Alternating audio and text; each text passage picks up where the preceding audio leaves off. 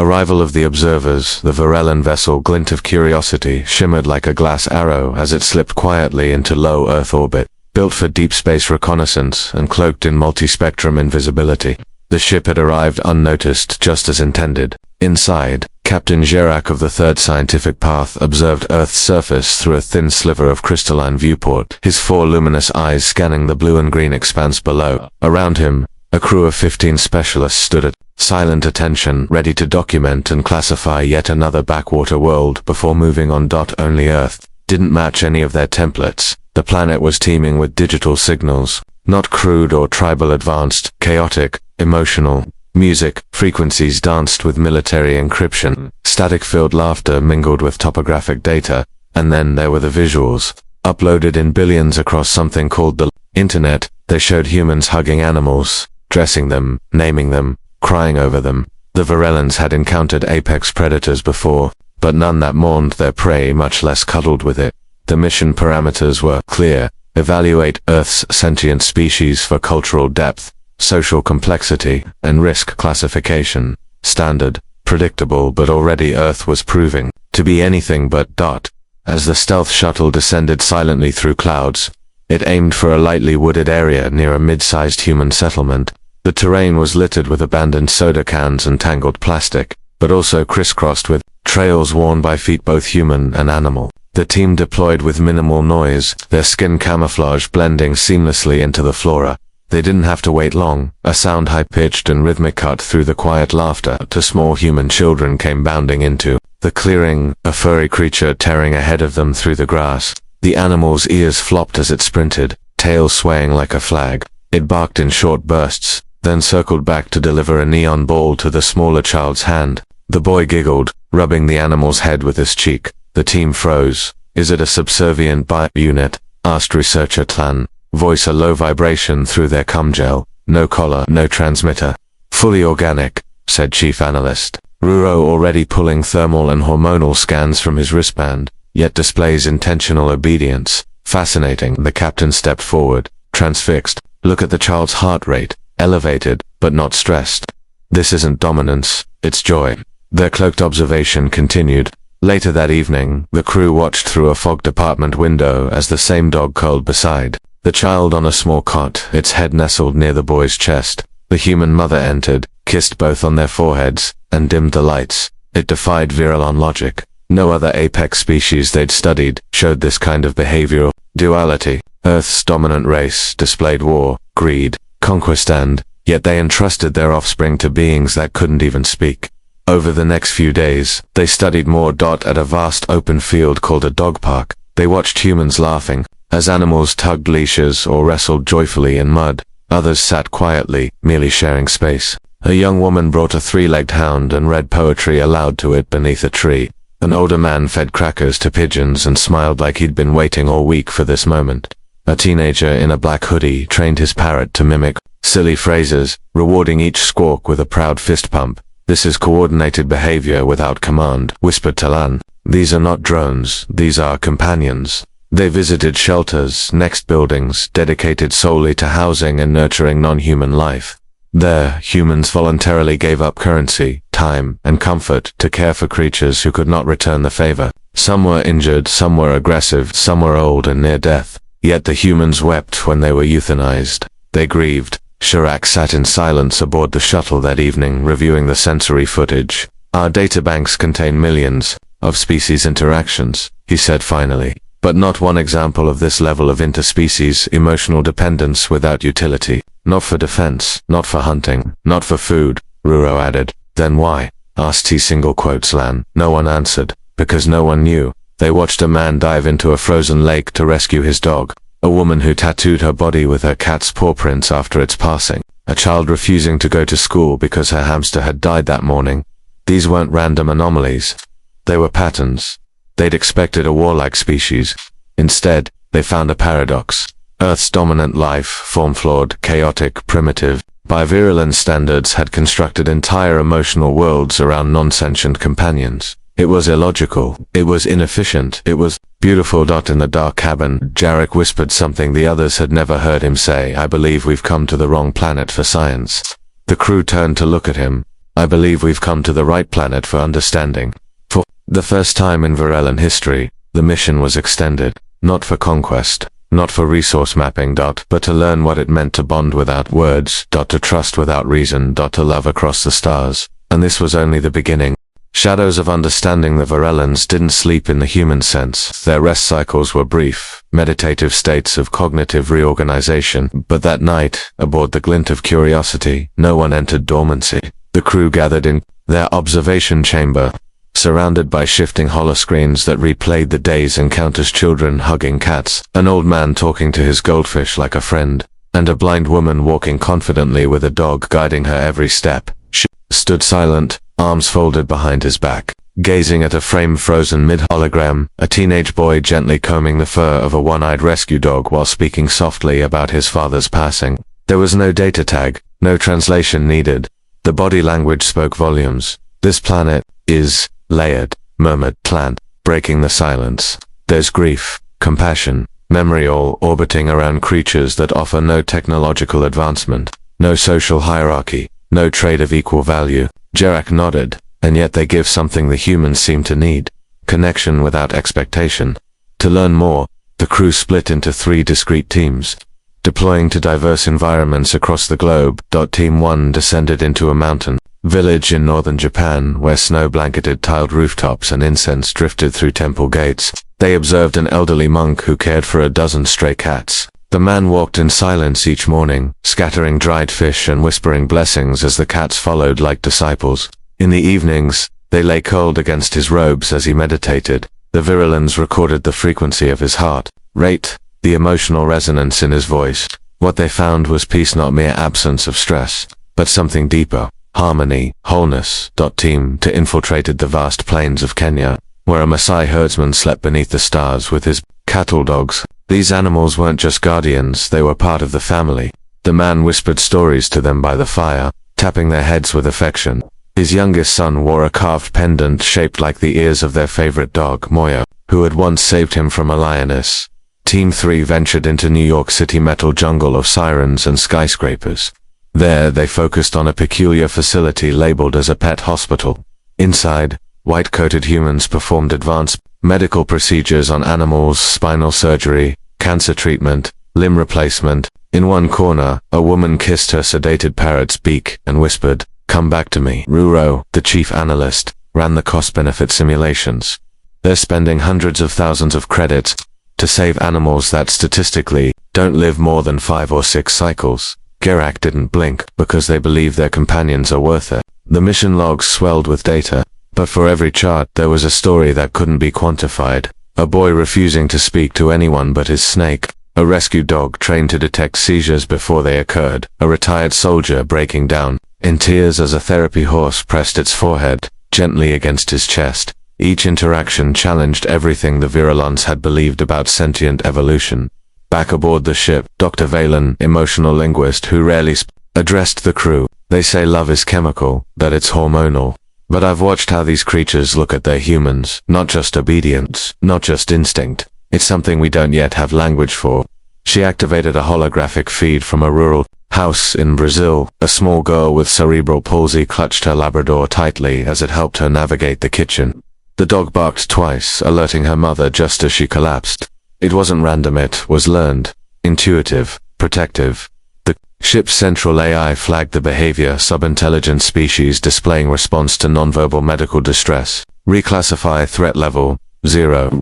Reclassify emotional intelligence moderate to high. For the first time in the ship's operational history, its AI requested a cognitive upgrade, not to process more data, but to better interpret empathy later. That night, as they hovered in high-altitude stealth above a beach in Australia, Sharak stepped outside into the atmospheric walkway. He looked down at the blue world pulsing with life. His species had mastered weapons, propulsion, quantum communication, but they had never learned to weep over the loss of something small and loyal and soft. He thought of the one-eyed dog, grieving boy, the blind woman and her guide, the old monk with cats in his lap. He realized Earth wasn't just showing them a different kind of intelligence, it was exposing their own emotional poverty. "Prepare a new directive," he said, into the comms. "We are no longer observers, we are students. Lessons from the unspoken. The days that followed marked a quiet transformation aboard the Glint of Curiosity. The virulent crew, once devoted to cold data and detached observation, now found themselves drawn to subtle gestures and unspoken connections. Screens that once streamed tactical overlays now played continuous loops of Earth's everyday interactions, moments between humans and animals that seemed, in their simplicity, to carry something profound. In the ship's lab chamber, researcher Clan replayed footage from a rescue shelter they had visited in the suburbs of Warsaw. A human volunteer was brushing a nervous, injured dog, one eye cloudy, one leg missing. The animal trembled at first, but leaned into the touch. The woman didn't speak, only smiled gently and whispered sounds Clan couldn't translate. The dog closed its eyes, and for the first time since its arrival, wagged its tail. Clan froze the screen and stared. That moment, he said to himself, was healing. Back on Earth, the virulent teams ventured deeper into the quiet corners of human life. In a dimly lit cabin in Canada, they watched an elderly man lying still on a hospital bed. Machines beeped softly, tubes fed into his veins. But beside him, curled tightly on the bed, was a golden retriever, its muzzle white with age. A nurse whispered, "He hasn't spoken in days." But when the dog came, he squeezed my hand. The data was irrefutable. Oxytocin levels surged in both species during physical contact. Cortisol, the stress hormone, plummeted. Respiration normalized. And yet, these were only the measurable things. What moved the crew most was what could not be catalogued. The silent loyalty, the quiet presence, the kind of bond that did not require words. Meanwhile, aboard the Glint, Jarek requested a new mission parameter from command. Directive update. Request permission for sustained cultural integration, study of Earth, emotional animal-human symbiosis, no termination date. The reply was short, denied. The council had grown skeptical. Emotional research was considered frivolous, a distraction from the virulent's scientific legacy. Empathy is not evidence, they declared. Conclude your survey and prepare for departure. But Chirac had already decided they would not leave. Not yet. They had barely begun to understand what made Earth different. In a new expedition, the crew visited a small community near the Himalayan mountains. Here humans lived with yaks not merely as livestock, but as family. Each morning, an elderly woman tied colorful ribbons around a young yak's horns, kissed its head, and whispered prayers. She offered it food before she fed herself. "I raised her like my daughter," she told the wind. The virulence heard her, and for once, no translation was necessary. Ruro began compiling what he called the empathy archive, not just reports or data, but living narratives. Stories that could be told, shared, and remembered.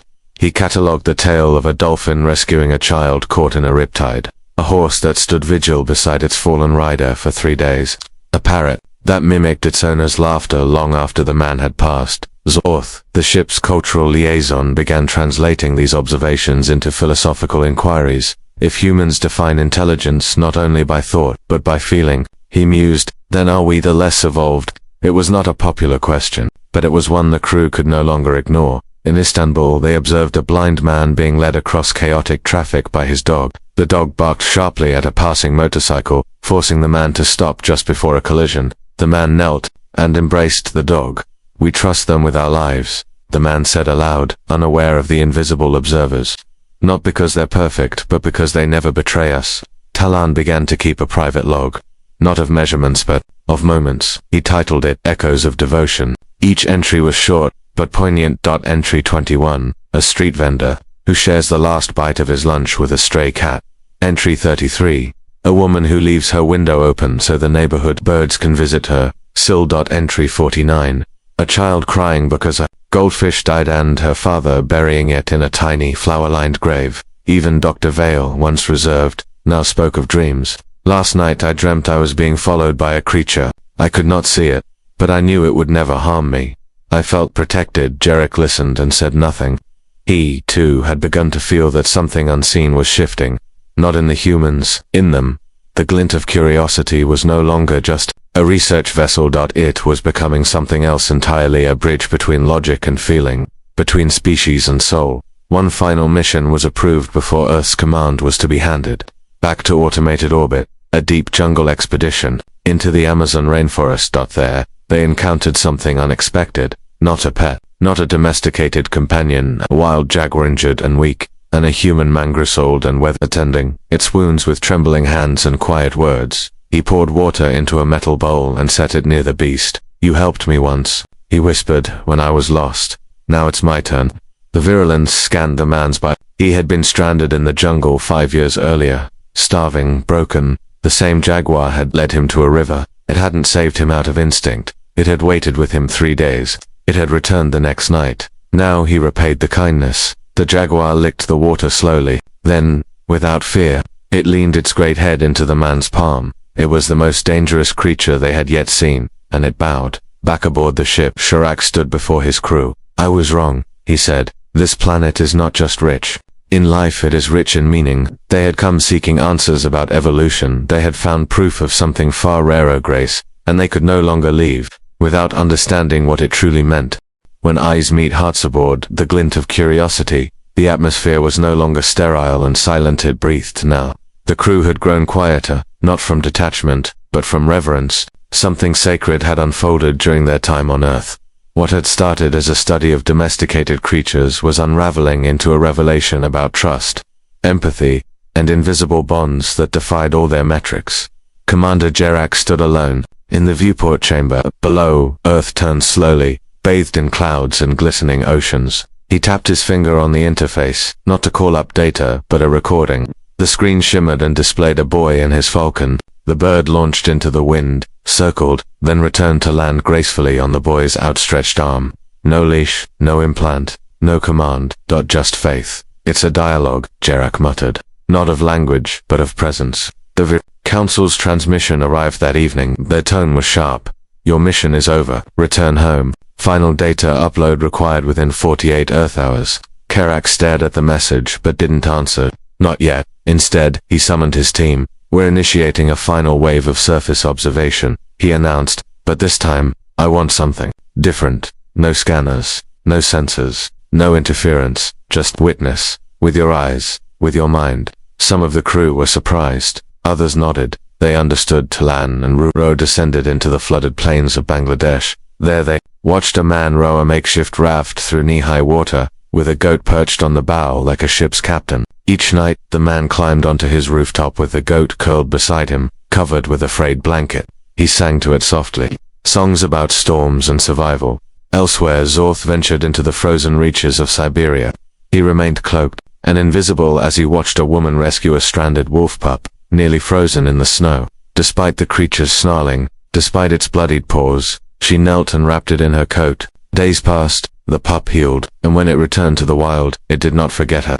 Each dawn, it sat at the edge of the tree line watching her home, eyes glowing with a strange, silent respect. Dr. Vale and a junior researcher visited an underwater rehabilitation center off the coast of New Zealand. There, divers swam daily with an injured dolphin who had lost part of its dorsal fin. The dolphin recognized their approach, flicked its tail, and let itself be carried into their arms for therapy. The humans laughed, called it by name. It responded with clicks and spins, not behavior conditioned by food, but behavior conditioned by bond. That night, aboard the ship, Talan presented a discovery that made the entire crew fall silent. "It's not just emotional alignment," he said, "it's neurochemical fusion." He displayed scans showing synchronized brainwave patterns between humans and their animals during moments of affection, hearts matching beats, pupils dilating together, even breathing slowed in harmony. "They become extensions of each other," Chirac whispered, "symbiosis, but of the soul." He turned to the ship AI, "Upload all non-invasive footage. Then, erase emotional dampening protocols from our interface for the next 24 cycles." The AI hesitated. "Warning, disabling protocols may increase irrational behavior." Chirac smiled. "That's the point." The next morning, the team visited a village in northern Peru. There they met Anna. Anna was 12. Her dog was dying. Its fur was thin, its eyes clouded. It lay in a sunbeam, chest rising slow. Anna didn't cry. She just sat beside it, humming softly, her tiny fingers braiding a flower chain. The virulence watched from the forest's edge, invisible to the world. When the dog gave its final breath, Aina whispered something they didn't need to translate. Yushi placed the flower crown gently on its head and kissed its nose. Ruro recorded no data. He just placed a hand on his chest. "I've seen wars," he whispered. "I've seen my people burn planets. But I've never seen something so quiet and powerful. Later, in the ship's gathering hall, Zorth gave a presentation not with charts or graphs but with stories. No holograms, just his voice. One woman wakes up every morning and feeds 10 crows. They bring her shiny things in return. A retired soldier with PTSD only speaks freely when his cat sits on his chest. A wild elephant traveled 300 kilometers to mourn beside the home of the man who once cared for him. Jarak stood. And what does this tell us? Zort's eyes met his. That connection isn't exclusive to humans, but humans choose it, constantly. They don't just survive their world, they invite others into it, even when it hurts, even ill. When it ends, Jarak closed his eyes. I will not upload our findings, he said firmly. Not to those who would call this trivial. This is no longer a mission, it is a memory. But someone else had already sent a signal, Dr. Vale. She had secretly transmitted a visual log to a fringe group of virulent scholars, those open to emotional studies. I had to, she said. What we witnessed doesn't belong in a vault. It belongs in hearts. There was no punishment, only silence. Then, a response. A single message from one of the elder scholars. We thought we understood sentience. We were wrong. Tell us everything.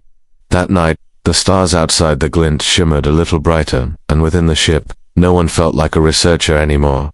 They felt like travelers who had stumbled upon something sacred, not just intelligence, not just evolution, but proof that love, real, boundless, wordless love was not a human weakness. It was a strength, a gift, and maybe, just maybe, the reason they had crossed galaxies in the first place.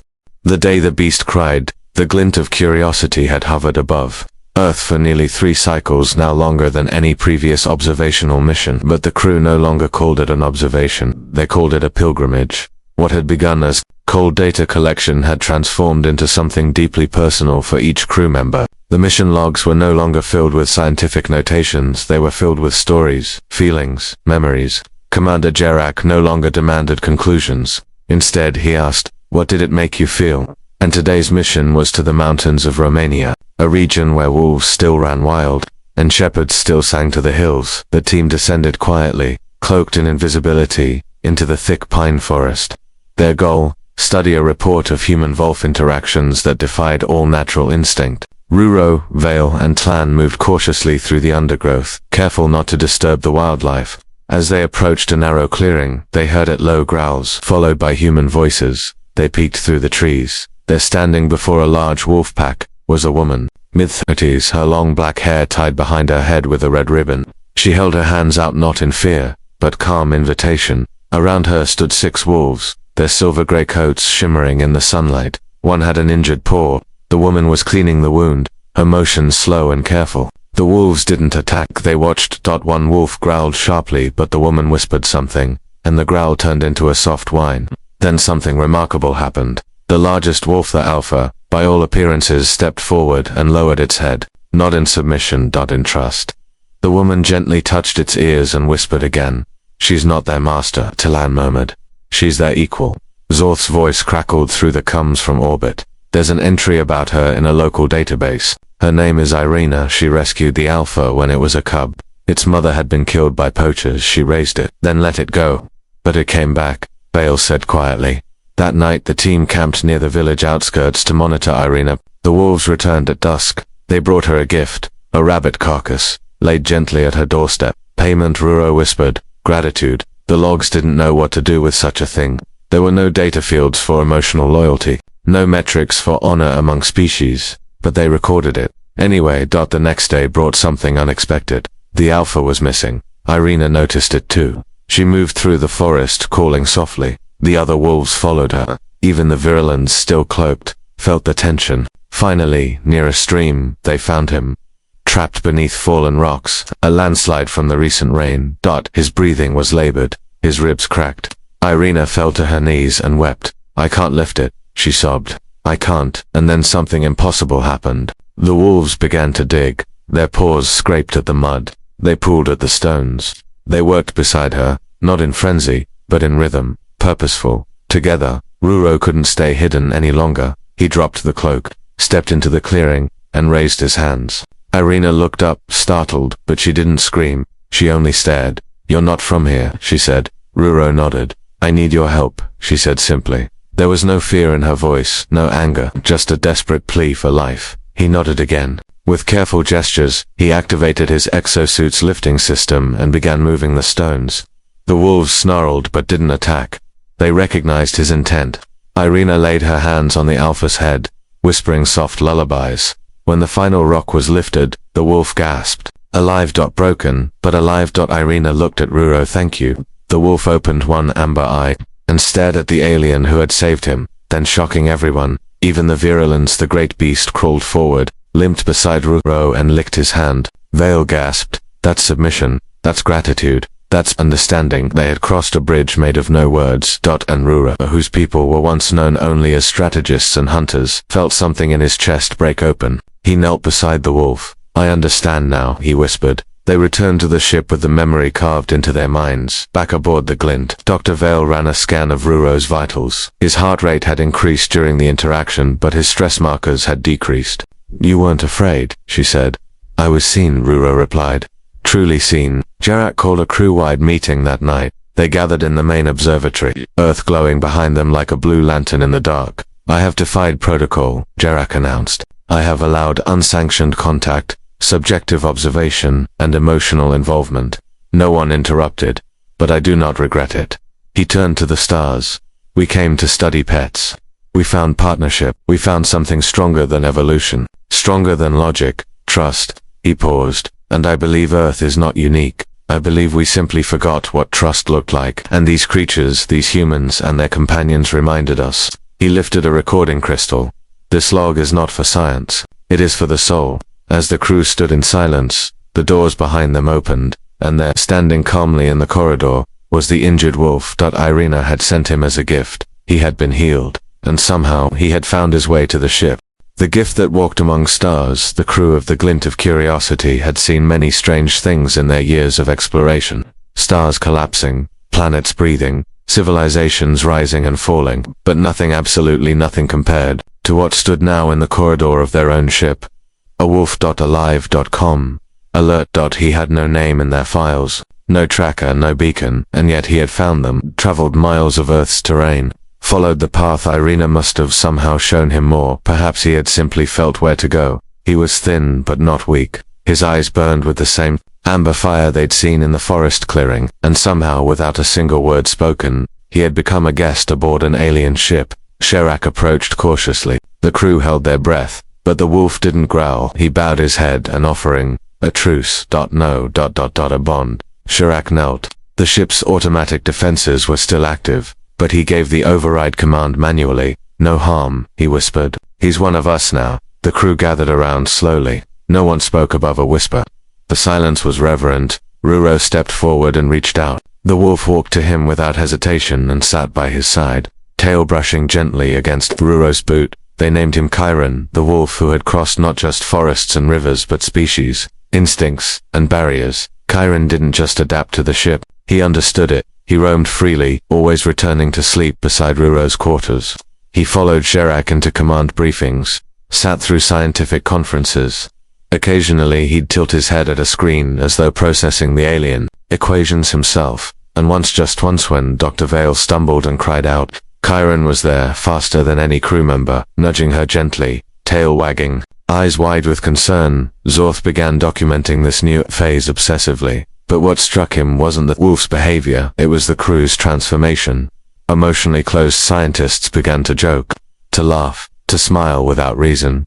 The youngest cadet, Frenny, who had never smiled once in the academy, now spent every free hour sketching Chiron's face in his notebook. Companionship, Vale said softly, reviewing logs. Not a pet, not a project, a companion. It's like he chose us. Then came the dream event. The crew called it that because they all experienced it. On the same night, each crew member awoke from sleep, stunned and breathless, reporting a vivid dream. They were running, not in fear, but in freedom, through forests, over rivers, beneath moonlight, and always beside them Chiron, his howl echoing through starlight. Clan, a staunch skeptic, ran diagnostics for psychic interference. There was none. Jarek reviewed the neurowave logs. Somehow he connected us, not just emotionally, but in thought. They began to rethink everything. Perhaps humans weren't the only ones with deep emotional bonds to animals. Perhaps the animals felt it just as powerfully.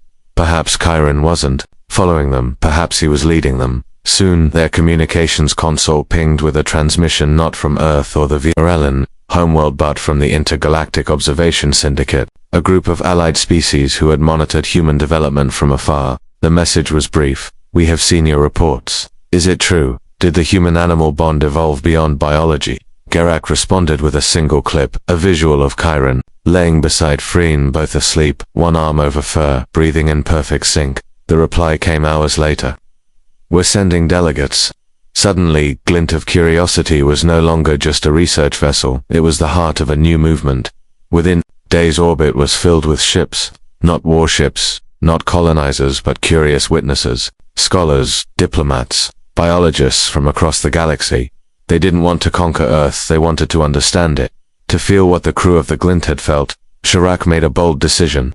He broadcast an open message across all frequencies. "We offer no technology, no trade, only truth. If you wish to understand what we've found, come not as rulers, but as listeners. Watch, walk, feel." And with that, expeditions were authorized. Multi-species teams began traveling across Earthways in disguise, never disrupting. They watched horses kneel to let a disabled child ride, saw cats lay for hours on hospital beds, offering warmth to those close to death, witnessed elephants mourn their dead for days beside a shallow river. One scene stunned even the oldest scholars. In a coastal village ravaged by a recent storm, a dog was seen dragging a piece of soaked cloth toward a collapsed hut. Inside, rescuers found a baby alive, buried under debris, protected by that cloth and the warmth of the dog's body. The dog did not survive, but neither did it abandon. Zorth choked on his words, recounting it to the delegates. "Chiron didn't just change us," he said, "Earth did, and we can't go back to who we were before."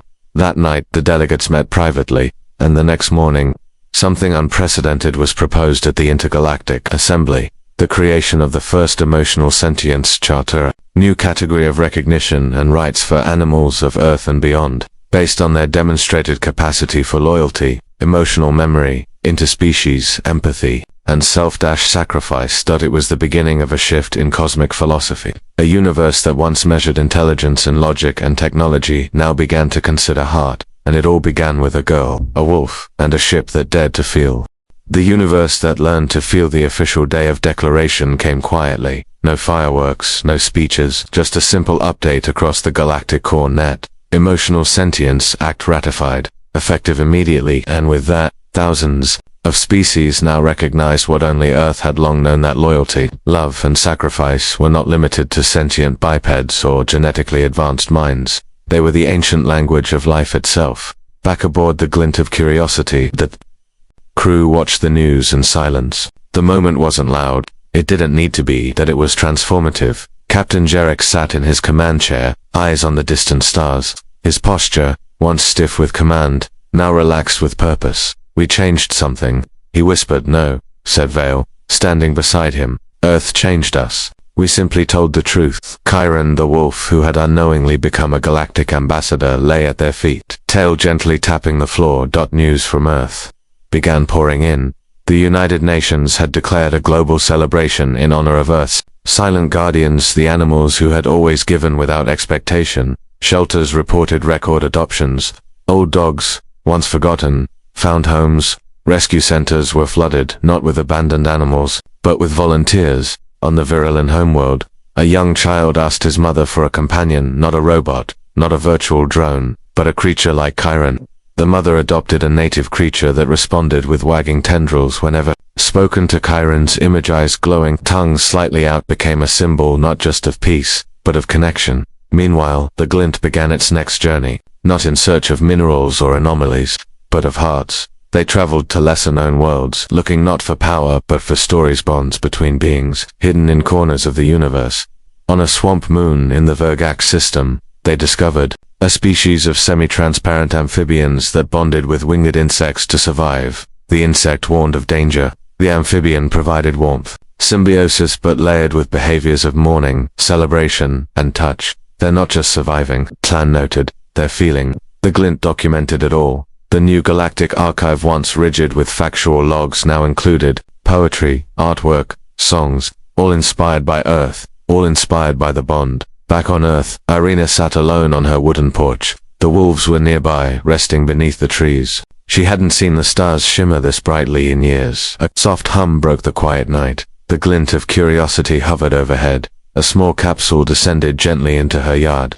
Irina walked to it calmly. Inside, a letter. You showed us what mattered. You reminded us of who we were. We can't give you medals or monuments, but we give you this gratitude, eternal and infinite, and a promise. Irina smiled. Attached was a silver pendant etched with the silhouette of a wolf and a star, forever walking side by side. Elsewhere in the galaxy, things began to change. War. Species paused long-held skirmishes to study cooperative bonds. Diplomats brought pets to peace talks to diffuse tension. For the first time, emotional intelligence became required in galactic leadership exams. Chiron traveled with the glint. Everywhere now. Not because they kept him, but because he chose them. One night under the sky of a twin-sun planet, Chiron stood atop a ridge. Below, the crew gathered around a campfire, sharing stories with a new species that had never known friendship outside its kind. Chiron howled. It wasn't loud. It wasn't mournful. It was calling. And from the distant forest a reply came. Not another wolf, but something else. Something new. A creature the crew hadn't catalogued yet. It had 6 legs, glowed faintly, and moved toward them slowly. Walked halfway to it, then sat. The creature paused, and then continued forward. It approached the crew, sniffed Vale's hand, and lay down beside Chiron. The crew was stunned. Jerak smiled. This is what Earth gave us, he said. Not weapons, not warp drives, but the courage to say, come closer. The mission was never about pets anymore. It was about recognizing the invisible threads that tie the universe together. Trust, empathy, unspoken understanding. One evening, as the crew entered the edge of a new galaxy, the stars shimmered in colors none of their senses could name. Freen stood beside Zorth, pointing. I want to name it, he said. Zorth smiled. What do you suggest? Freen looked at Chiron. And then at the stars. Call it the companionship spiral. Jerak nodded in agreement. Let it be recorded. And so it was. The crew that once came to catalog Earth's pets ended up helping define a new galactic age. The age of sentient connection. The wolf who crossed forests and species and stars eventually grew old, but he never slowed. He remained beside them as the galaxy grew more open, more understanding. When his final day came, he passed in silence, surrounded by the crew he had chosen. They buried him on a neutral moon, under a lone tree that bent gently toward the sun. Above the grave, they etched a line. Here lies the one who taught us what it means to feel. And beneath it, he was never just a pet. He was our beginning.